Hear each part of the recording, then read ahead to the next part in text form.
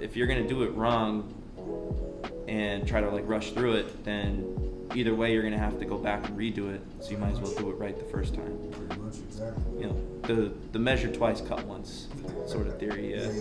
So I really wanted to do something that is more, you know, upscaled, because I know that I'm not doing cut and sew. Mm-hmm. So I wanted to do something that is a little more personal. And to me, when I got connected with the guys who have allowed me to use the machine and have taught me how to use it, and in return they were using my designs to learn how to use it, I really found like almost like a meditative state when I'm up there, upstate, running the machine on the designs, because I'm literally standing there staring at the machine for like 2 hours while it's running. Yeah, like I could go off and do other stuff while it's going after I load it in, but like I don't know if I want to see every stitch go in.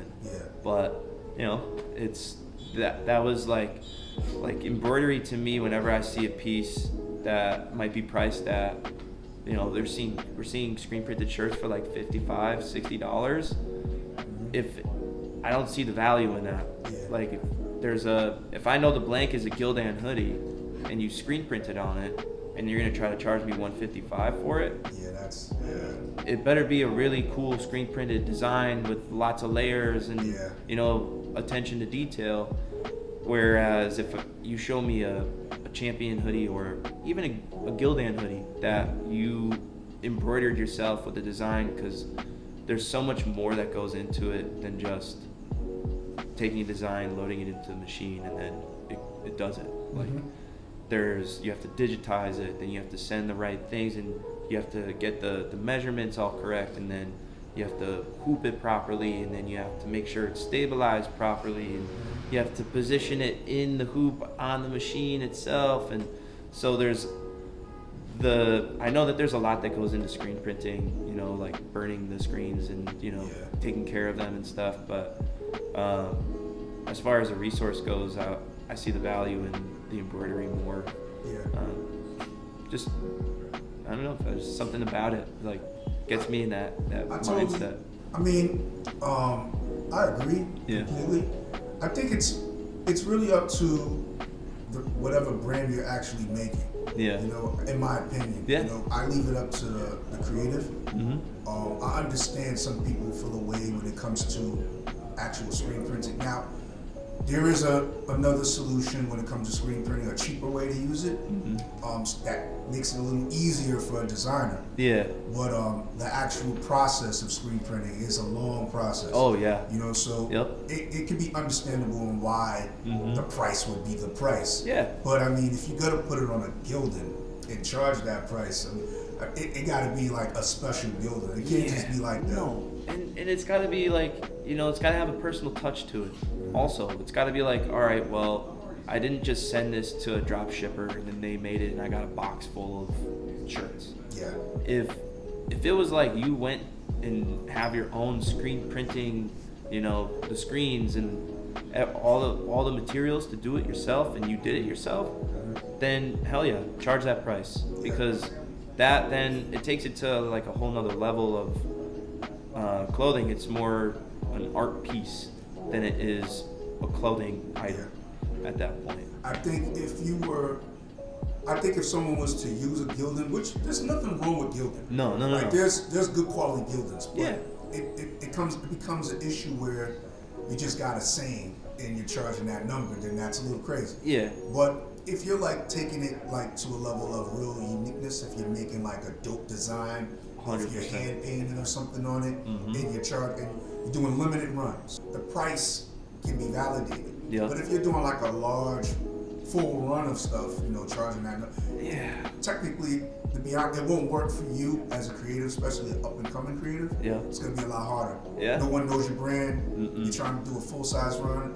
Then you're stuck with all this stuff, and then you have to think about like, what's the purpose of me doing this? Like, am I doing this to make money, or am I doing this because this is something that brings me joy? You know what I mean? Like, I care more about when someone, even if I give them a hoodie, it's not about the money aspect of it, because most of the time I just want to make the blank back and then that's it. Like, but I'd rather see the happiness and like the spirit and the frequency of the person change for the better whenever they see the thing that I just made for them, because they know that I made it myself. I might not have sewed the hoodie together, but I cut all the fabric, I loaded all this in, and then you have to take it out of the hoop and cut each and every single letter out and make sure it doesn't shift in the hoop, and then load it back in and it does the rest. And like, you know, that means a lot more than if I had just went to some, you know, big manufacturer and made the most I could to reach a minimum, and then I just was like, here, like, I'll give you 10% off of this. Yeah. You know what I mean? It's the personal touch, and it's, you know, a lot of people want to build community, but they're building community around them or strangers giving you money. Exactly. Instead of the message. Yeah. And the message has to come through for the brand to work. That's why this is important. You know, interviews like this, it's to give these up-and-coming designers who are looking to be full-time designers or just creatives in their own right, that understanding that what you're doing you have to love it. Yeah. And when you're giving it to the people, they have to want to buy it. They're not buying clothes. No. You don't want them to think they're buying clothes, you know, because then they won't buy it. You want them to buy something that this belongs to me because I feel it. Yep. If you think of like, I used in one of my videos, I used Supreme for a good example, because Supreme started obviously skateboards. Yeah. Skateboarders, you know, came around, they gave some stuff away. Yep. They never shifted from that core identity. You know, like Obey did. Obey shifted. They decided to take it more mainstream, and they lost that core. So if you have that core base, you'll never lose that, because you know, you pay attention to detail when it comes to your brand. It's not just about selling clothes. You know, right. I always say it's a culture and it's a lifestyle. You know, you want people to feel that. Yeah, you know, that's very important. Yeah, it's the change of perspective. Just like, you know, for me, I view them as art pieces, and because it's, you know, I've thought of this and then now it's on a piece of clothing. And I think when you have that sort of connection with other people, like the people that I've sold my clothes to, like they're all creatives in their own right too.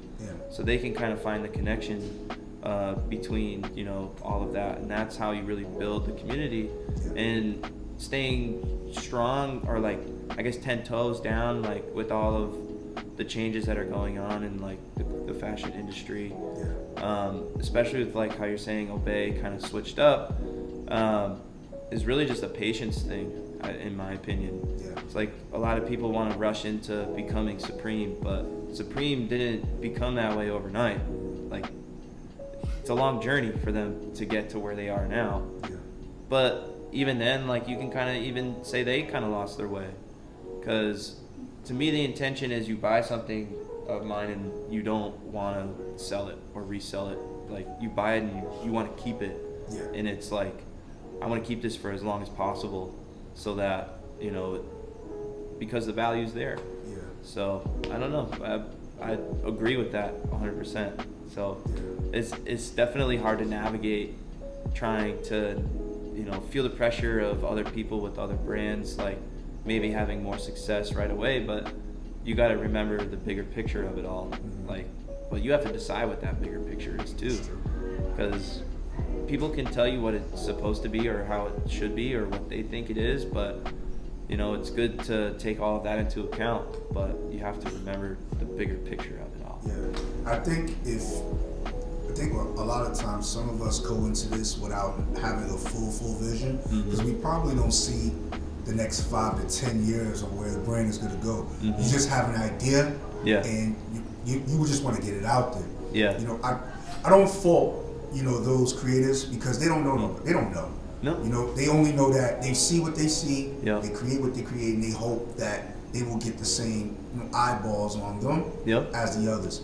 But then they get that realization that, wow, this isn't as easy as I thought it was gonna be. Exactly. You know? You don't got an audience. You're spending more money than you thought you was gonna end up spending.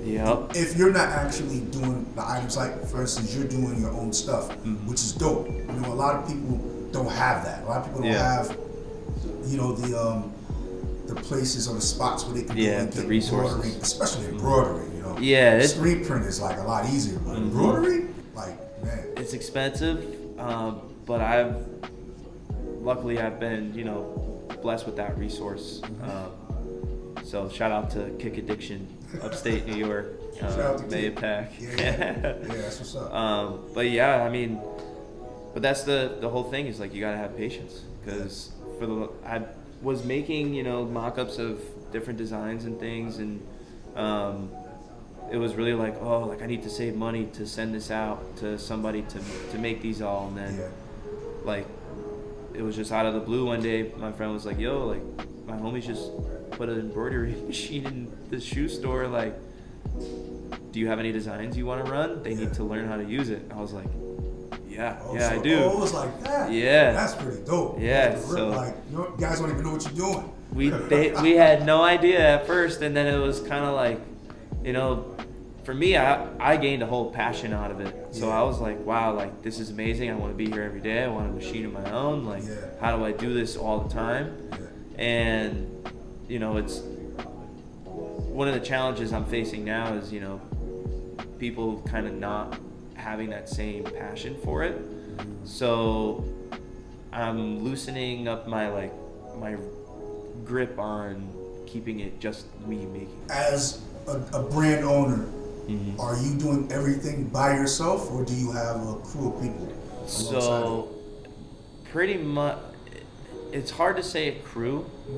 It's mainly, so a lot of the times it's been mainly me, but you know, Kick Addiction, the guys up there, I would consider them, you know, a main reason as to why any of this exists, because without them, like I never would have had the capabilities to literally take a shirt, cut it up, and then put it on a hoodie.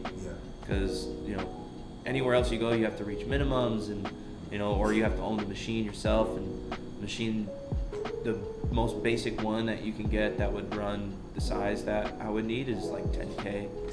So to buy that outright is pretty tough for, you know, someone who's doing it on their own. But I have a bunch of like creative friends that will help me with, you know, any sort of ads or any sort of, you know, questions I have about what they think. You know, I really, when I make something like a post or, like a poster or an ad, I'll always like send it out to a couple of people to get their opinions, and then, you know, tweak it based on that. But as far as like designing things go, it's all just been me.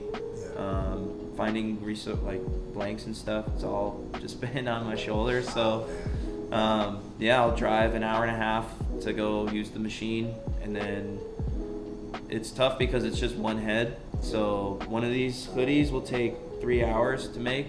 So I'll go up there and make 3 hoodies and then drive all the way back down. So, you know, it's a fair trade in that sense, and you know, they can trust me to watch the shop and stuff while they have to go do whatever they got to do. But I'm trying to build a team now, and you know, working here at Sino has been a huge learning experience also, because it showed me how to build a proper team and how to, you know, respect everyone's skill sets, how I would want them to be respected. So, it's hard to say. I asked that question because I haven't put it out yet, but I'm about to release a video based on that information. So, because I want creators to understand that it's possible to do a brand by yourself. But it's also hard to do a brand by yourself. Very hard. There's nothing wrong with having a team, no. But you want a team that you can trust, and a team that's on the same accord as you, and you want them to be as invested as you are, because it's your brand, not their brand. You know, so they can leave whenever they desire. You know, because I don't think you gotta have a contract or anything. You know, you're trying to get up and running. You know, so it's not even. The team would really just be like, you know, somebody that I could trust to take photos, or, you know, somebody who could kind of be the face of the brand. So right now I'm the face of the brand. I don't want to be. I get what I don't want to be. Trust me. As much as I do, I don't. You know what I mean? I would rather have, you know, more influential people be in the clothes. So, you know, finding, you know, the resources for that, you know, but that all takes time. Yeah. And if you rush into it, you go in with the wrong intention. You know what I mean? That's true. So I would never want to be in a position where I use somebody, you know what I mean? Because I've been in those shoes where it's like as soon as they get whatever they needed out of you, forget who you are. I mean, obviously that's something that, you know, the other half would think about, because if the brand is doing what it's doing, I'm pretty sure they want to be compensated. Yeah. You know, they don't want to feel left out. So I know that's important. I mean, it's all up to, like I said, trust. Yeah. You know, that's very important, trust. Yep. So I'm gonna shift a little. Since, you know, your brand started during COVID, I want to ask you, what were the mistakes you've made, if any? Okay. What were the mistakes, and what have you learned from those mistakes? There's been lots of mistakes, like tons of mistakes. Just rushing has been the main, like the biggest one is, you know, feeling that like FOMO feeling, and then rushing into things, and then ultimately wasting money and time. So it's really just been prioritizing what is truly important has been like the biggest mistake, is having those out of whack, sort of the priorities out of whack. And I'm still learning too, so I'm still making mistakes now. Like, but the biggest one is definitely just not prioritizing my time. Just like, and putting the trust into the wrong people too. But now I'm finding ways and, you know, different resources, and it's a slow process. So rushing was one huge mistake where I'm like literally making, I have one design that I tried to make upstate, and the file just wouldn't run properly, and I had put out online already, posted that like, oh, these are going to be available mid February, early February. I don't have any right now because the file just I couldn't figure it out. So I've actually now outsourcing to somebody, but it's somebody within like my connection or my network. So that's where I was going with the kind of like loosening the reins of it all. So that's one of the biggest mistakes is honestly trying to keep it all for me. You know what I mean? You like, I understand. You basically, you're so used to doing it yourself. Yes, exactly. When you can't, it's like, I don't, now I gotta trust somebody else. Am I losing part of the brand because it's not me physically doing it, like loading it in the machine, or is just the fact that it's going to be perfect more important? Because a lot of these have imperfections, you know what I mean? And that's what makes them more so art pieces. And these hoodies that I wanted to release, I wanted them to be perfect. But I wanted to make them perfect myself, you know? So I don't know, it's kind of just, that is a big learning step for me too, because now I'm gonna have to actually pay for it outright, you know what I mean? It's not so much a fair trade where it's like, oh, no one's running the machine, go ahead, you know what I mean? So now it's like, all right, I gotta really start thinking about this brand as a real brand and not so much just a way to express how I was feeling at the time. So that's been a big learning thing too. So my next question with that was gonna be, has that made you a better creator? Yeah, 100%. Because now I don't have the room for error. You know what I mean? So I could go upstate and go in there with a design and an idea, and then oh shit, I ran out of this thread color, or I ran out of this fabric. I'll just use this one. I'll just use that one. Or oh, this actually might look better. Maybe I'll stop the machine at this time, change the thread color, and then have this section be a whole different thread. So now as a creator, I'm having to think about all of that ahead of time when I'm designing the actual like graphic or whatever's going to be embroidered. And that's pushing me to be, you know, a better artist. Yeah, that's good. You know, more well-rounded, not so much just on the fly making adjustments. It's like, if I want this to be a real brand with full collections, I could definitely do custom pieces myself where they're whatever, but I gotta design them front to back, top, full fruition before I send them out. Because if I send them out and I think of something afterward, it's gonna be too late to change it. I'm gonna have 100 hoodies, 100 t-shirts, all one way. You know what I mean? So it's definitely pushing me to, you know, change my perspective on the design as a whole. Yeah. So I asked that because it's important. Again, it's important for creators to know that failure is okay. It's okay to fail. Yeah. You need to fail. Yeah. I say, like, it's not going to be perfect. So you should, not that you should want to fail. Like, don't aim for failure. No. Right? But it's going to happen. Yeah. It's not going to work out right away. So you're going to run into a bump. Yep. And as precious as you want to keep everything to yourself, you know, a lot of us are like that. Yep. You may have to outsource. Don't, you know, Yeah. you may have to. Because I'm gonna limit myself just from a thought that I had, a hypothetical, really.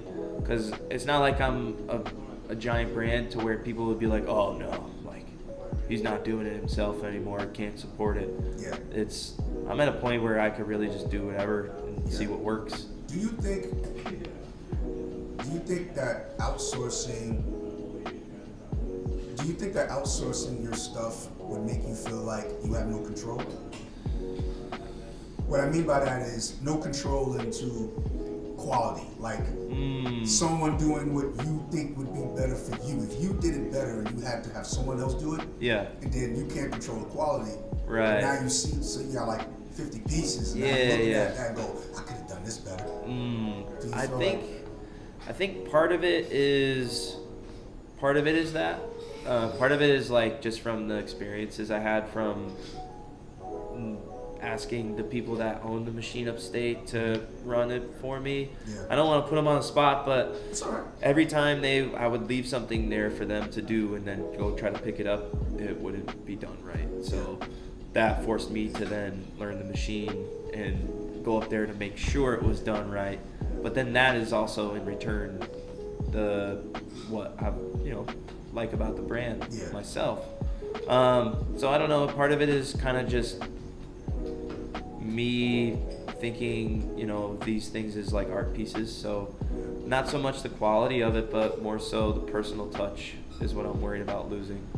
And how I'm trying to like keep that is by, the GM here at the store, he runs a Knicks blog, one of the largest Knicks, actually the largest Knicks like blog on the planet.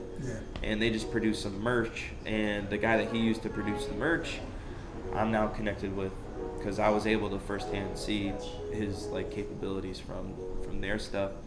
But then also, I was been really open with him about the whole brand, where it's like, okay, this is where I want to go with it. This is the troubles I've had with it.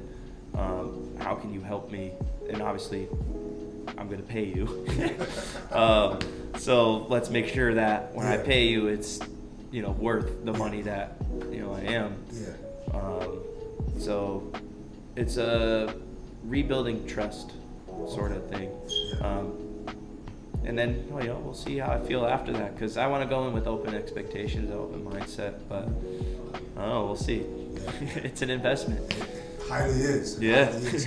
That's man. That's what I think when it comes to building an actual brand, not just you can go and make up a few shirts, post it. It's a possibility. I seen some stories people made 10,000, 20,000, even more. But to me, that's like short term. Because it's cool for the moment, but you gotta burn through that 20. You gotta burn through that. You gotta burn through it. I'm not gonna go into the steps. You are.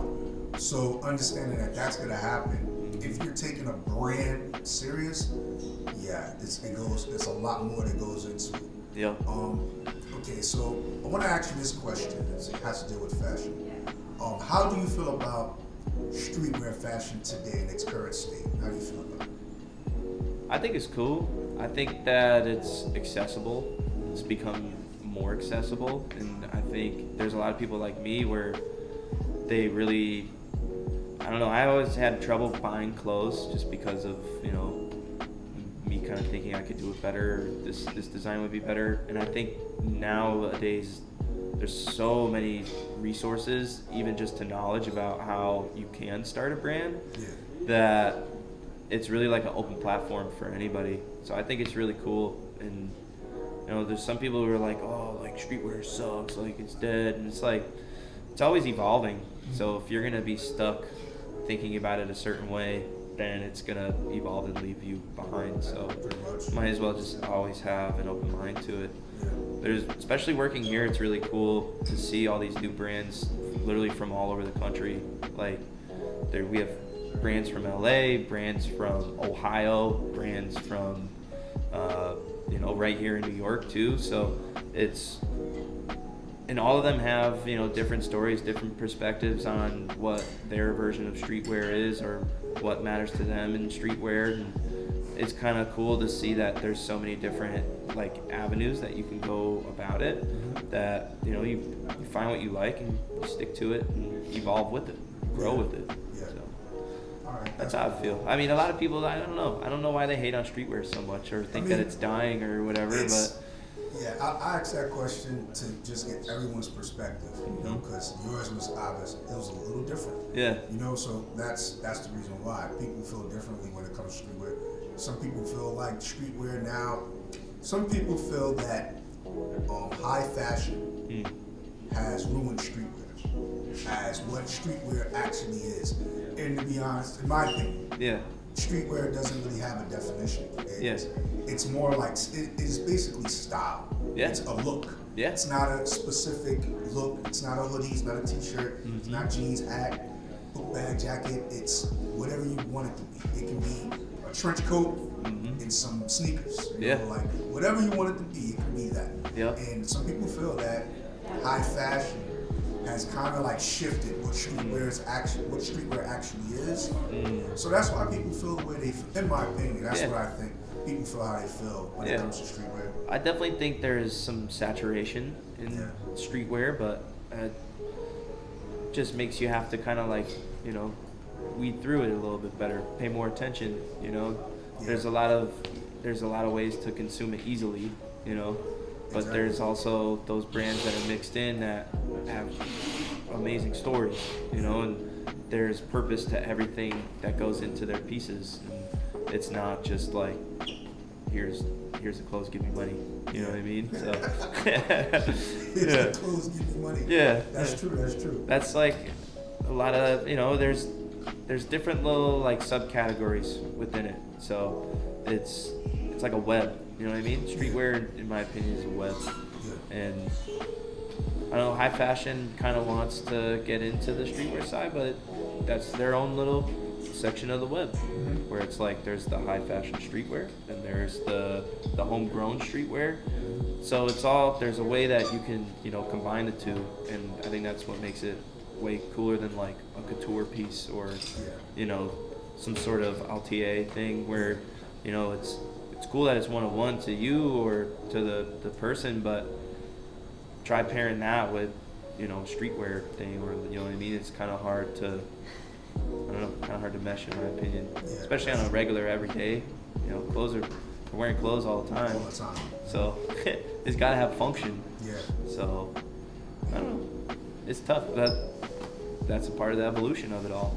That's true though. If you look at it like that, I mean, if you can't evolve along with the process, then that's like almost with anything, like sneakers. You know, I don't like resellers. I don't like reseller. I mean, I understand it. But I miss the days I could just go in the store and get what. Come on, man. You know, excuse my language. We gotta change that, man.